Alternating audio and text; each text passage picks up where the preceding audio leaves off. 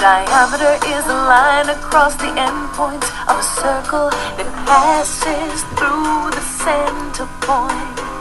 A circumference is the distance round the circle. Diameter D is twice the radius. Radius R is half the diameter. Pi is circumference C divided by the diameter. Pi is 3.14 approximately. Circumference is pi d or 2 pi r. Area is pi r squared. Hey guys, welcome to chapter 11 where we're looking at circles again a little bit here at the beginning. We're looking at first circumference, area, volume, and we'll eventually get into also other figures other than just circles, but we do start off here, at least the first 3 lessons especially, we're looking kind of at, well actually really the first 2 circles. We start getting into the area of polygons there after that, but really the first 2, 11, 1 and 2 are still kind of focusing on the circles. So here's circumference and arc length for 11.1. We're going to be looking at the formula for circumference, use arc lengths and find measures, and also looking at what is called radians. So that's a different angle, it's a different unit of measure other than a degree. First, let's do a little cartoon of the day. So this is Superman in his later years. Dang, now where was I going? Here you go, Superman trying to fly somewhere and has no idea where he's going. Alright, going into our lesson now, circumference. You want to write this down on page 316. You can just say what it says, that the circumference is the distance around the circle. You can write that on there. Circumference is the distance right there around the circle. And this is just showing you again what that video is actually talking about, that basically pi is the 3.14, approximately, is the circumference divided by d. Circumference divided by the diameter is equal to pi, and so that's why we can actually just convert that formula to find circumference. We can multiply both sides by d to get actually the formula here, which is circumference equals pi times d, or another way you could say it is 2 pi r, because diameter is 2 times the radius, so you can also put 2 and r in there as well. So as long as you know what the diameter is or the radius, you can figure out the circumference of a circle very quickly using pi. You have a pi button on the calculator, or you can approximate it to a 3.14. Using the pi button will be a little more accurate though. Okay, so on page 318, our first 4 extra practice problems are here. It says find the indicated measure, and so we're not always just finding the circumference. A couple of them we are, but we're also sometimes finding diameter or radius.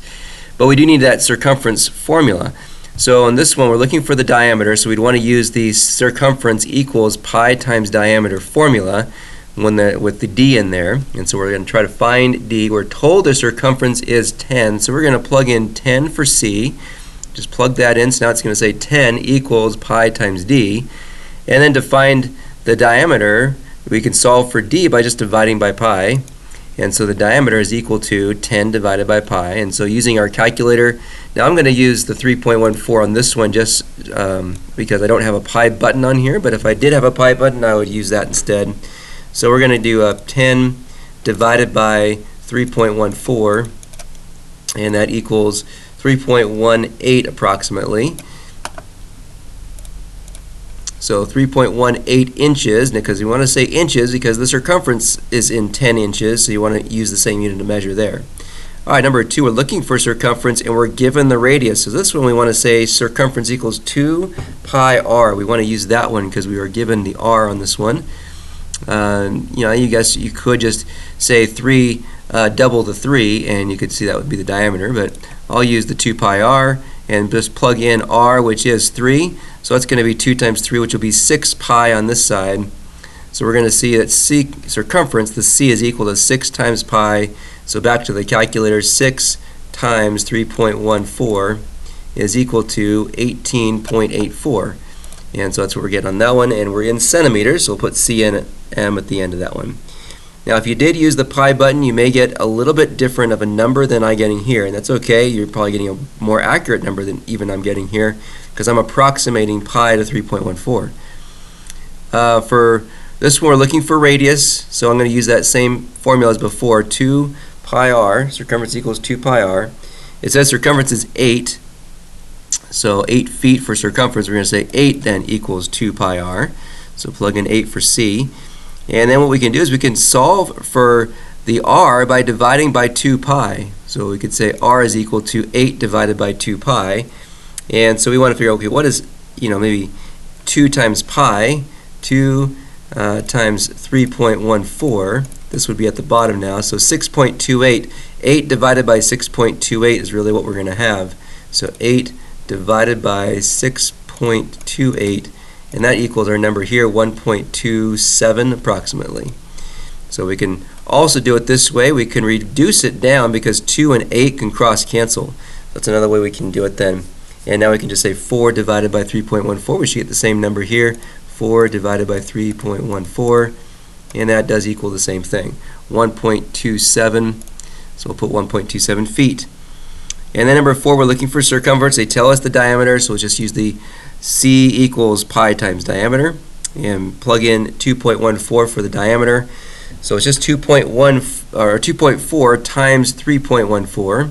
So 2.4 times our 3.14 is equal to 7.54 if I round it up to 2 decimal places.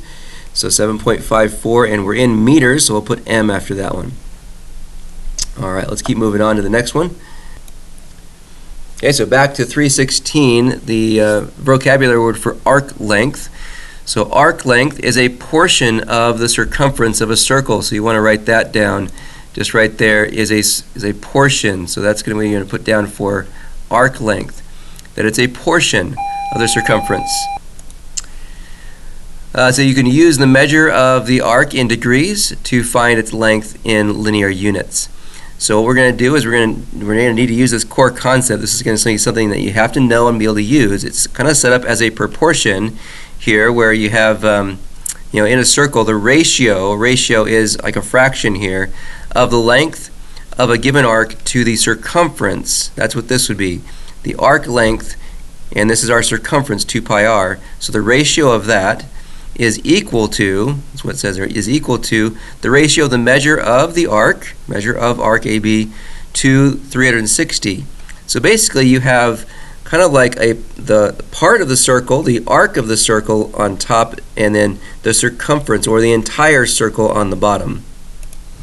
Okay, so write that down next to this here, that the fraction here is kind of set up where the numerator is part of the circle, which would be your arc, over the whole circle, which in this case it's the circumference, the 2 pi r, or pi times diameter, and on the other one it's going to be 360 degrees, the degree of the entire one. So this is going to be degrees on this side, this is going to be length on this side. So you have the length on one side of the equal sign and the degrees on the other side of the equal sign.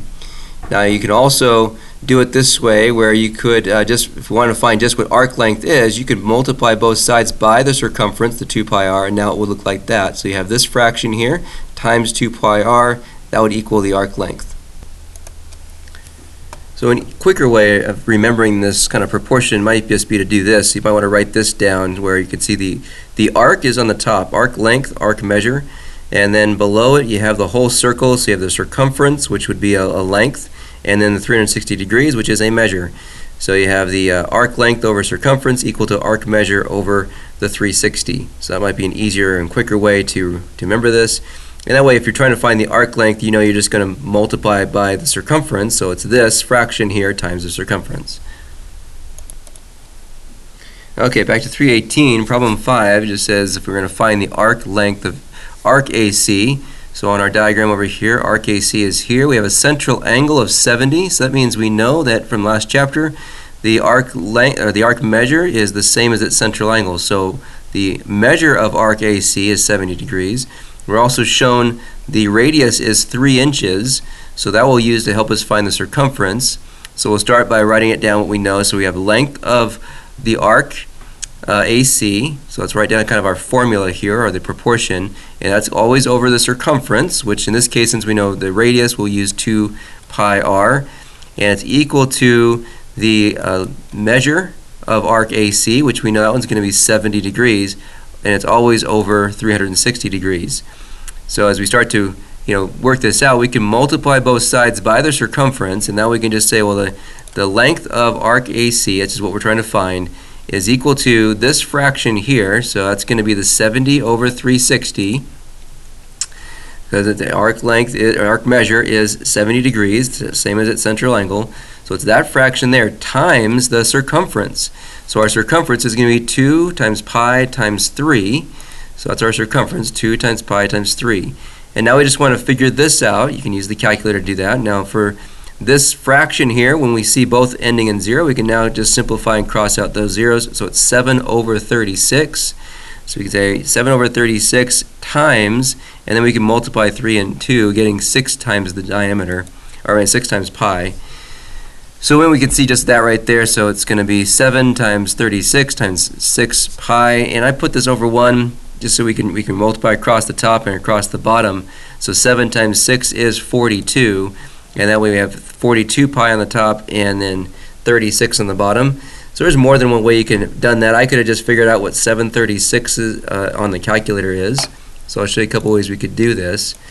I didn't have to do this, but they may want to see it like this and may need to reduce that down. 42 and 36, those can reduce down.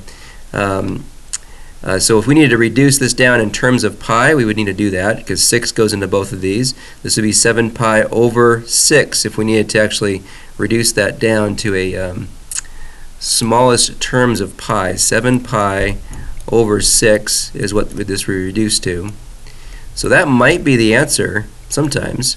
Or they might just want the decimal form of it, and to find that decimal we could have done it even just starting over here. I could have done that where I just said 7 divided by 36 is a decimal of that, and then times it by 6, so I can say times 6 is equal to that, and then times by pi, so times by 3.14, and that will give me my number there, 3.66 is what I have. Or I could have done it this way, 42 times 3.14, and then divide by 36. So either way, we're going to get down to 3.66 inches. Okay, so I have 3 more because there just wasn't enough practice, I think, on these ones for us to do. Back on page 317, right there underneath the arc length core concept, there, kind of in the middle of the page where it says notes, go ahead and put these 3 problems down, 3, 4, and 5. If you want to number them that way, that's fine, or you can number them A, B, and C. Doesn't really matter. But we're just going to do this first one. We're going to find the arc length of PQ, which is just like the one we just did. So there's PQ right here. Your central angle is 75.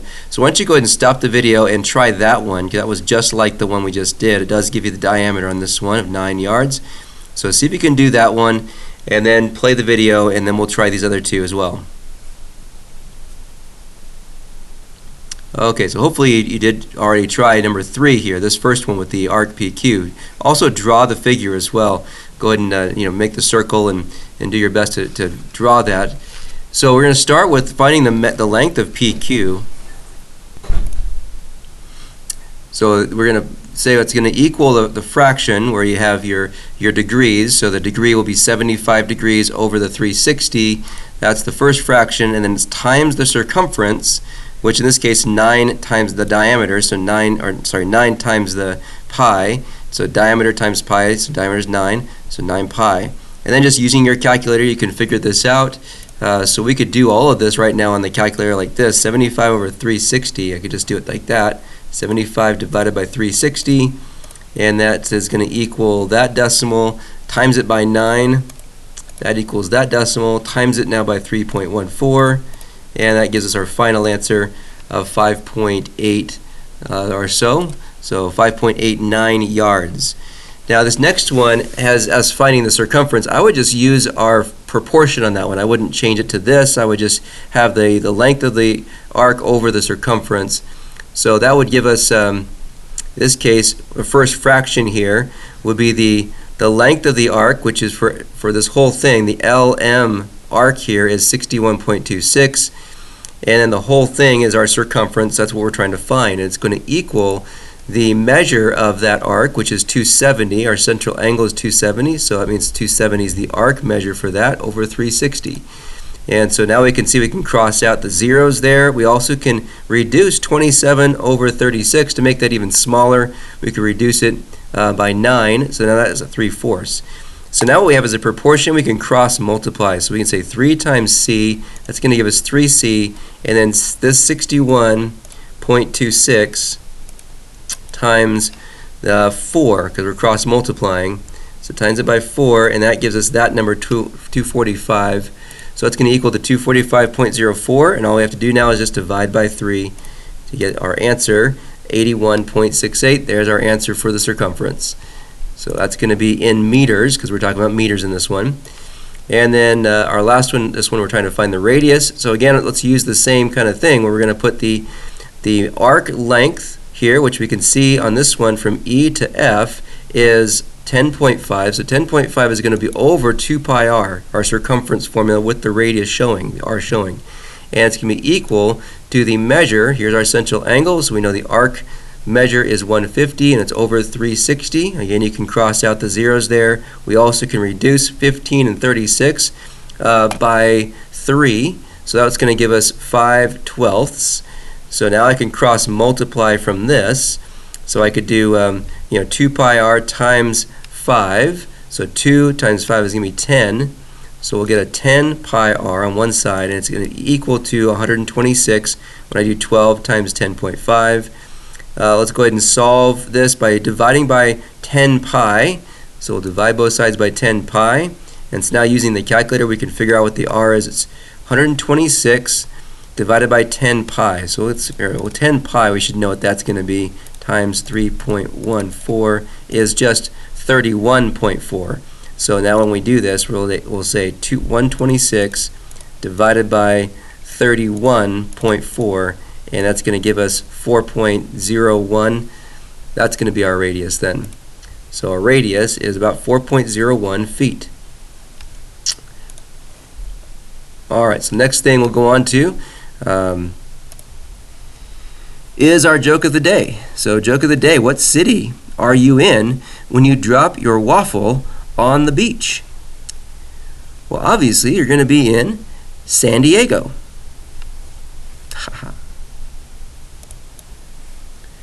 Okay, so we're almost done with this lesson. We're going to look at this next core concept on your page 317 at the bottom. It says converting between degrees and radians. So first of all, what is this thing called radians? We understand degrees, 360 degrees, 180 degrees, but what is this thing called radians? And basically that's just another way of measuring instead of degrees. So we can measure and actually describe the measure of an angle with radians instead of degrees. Instead of saying 180 degrees or 360 degrees, we can actually say it in radians.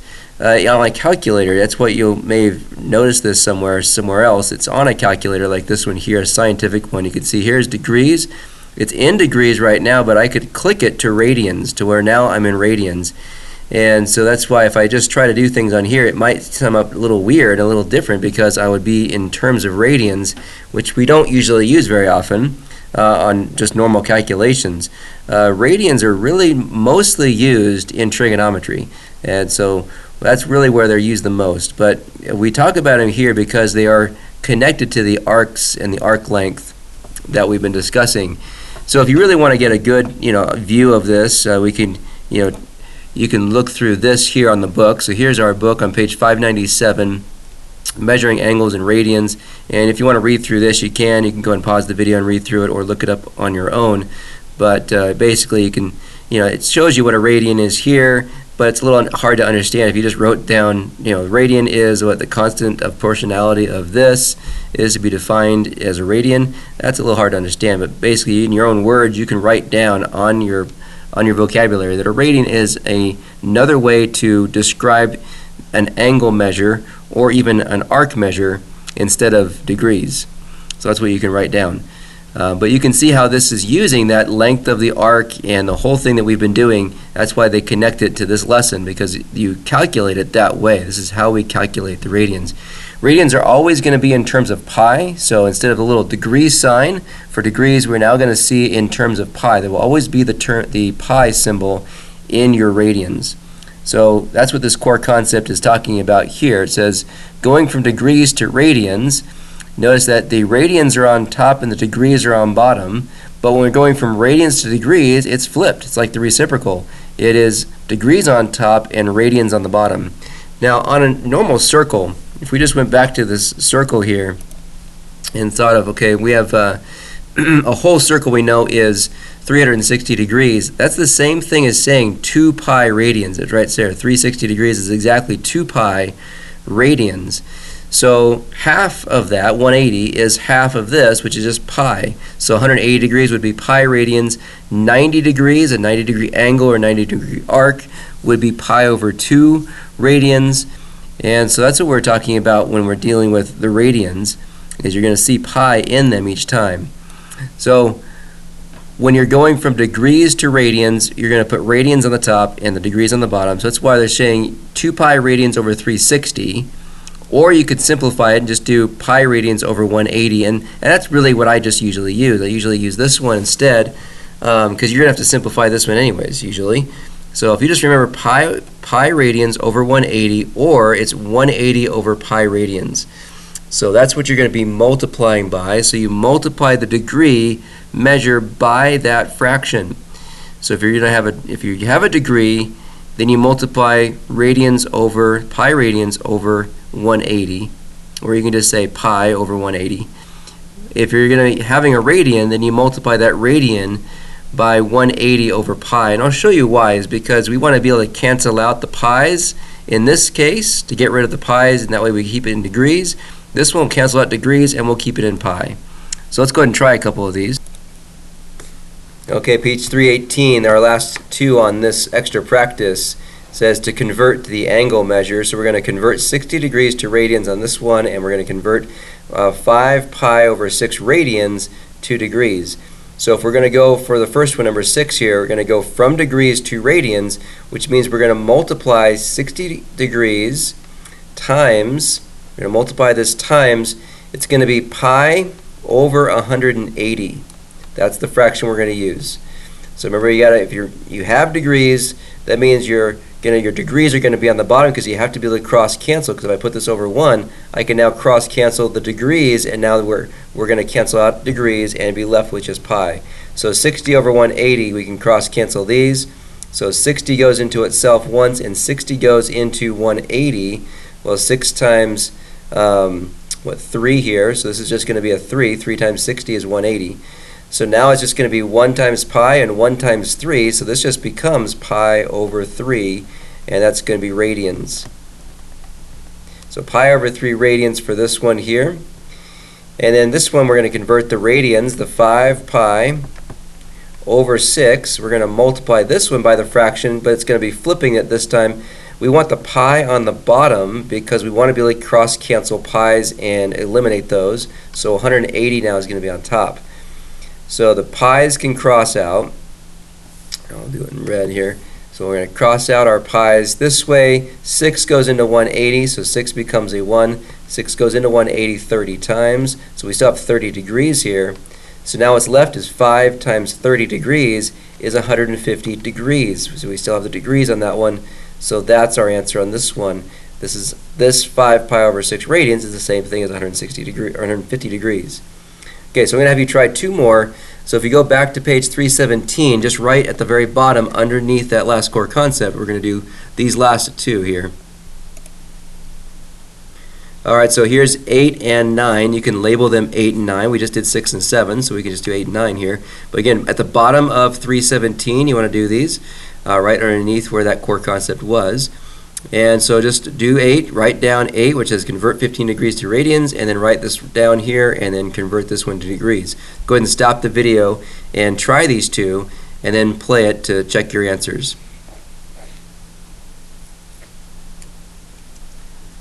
Okay, hopefully you've done these now, and let's go ahead and try these again and just check your answers. So we have 15 degrees. We're going to be multiplying 15 degrees times. We got to put the degrees on the bottom, so 180 degrees got to go on the bottom here. I can cross cancel degrees. So it's pi over 180. So 15 does go into 180. So let's put this over 1 here. So we can see 15 does go into 180. If we need to figure that out real quick, 180 divided by 15. That's not so easy to do in your head. So that's going to be 12. So this is going to be going once, and this will go in 12 times. We also cross out those degrees, and so we got pi over 12 for our answer on this one. So that first answer is pi over 12 rad. Now they usually just put the word rad here just to symbolize radians. And then for this one here, we'll look at 4 pi over 3. And we're going to multiply it, putting pi on the bottom this time, so we can cross cancel pi's, and 180 here on the top, so we can keep the degrees. So pi's will cross out. 3 goes into 180, that becomes a 1. 3 goes in 18 6 times, so this will be 60 degrees still left there. So 4 times 6, 4 times 6 is 240 degrees then for this last one. So 240 degrees for that one there. All right, so that concludes this 11.1 lesson. So you want to go on to this assignment, and I'll see you guys back in class again.